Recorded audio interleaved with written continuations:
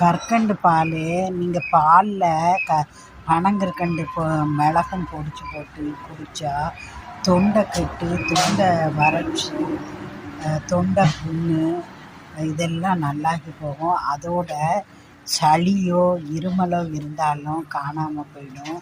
நீங்கள் சளியும் இருமலும் இருந்தால் இந்த மாதிரி பாலில் மிளகும் பனங்கற்கண்டும் பொடிச்சு போட்டு குடிங்க.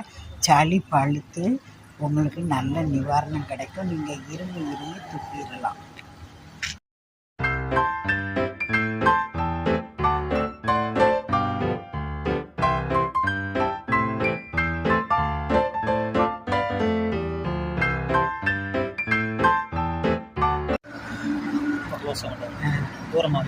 தூரமாக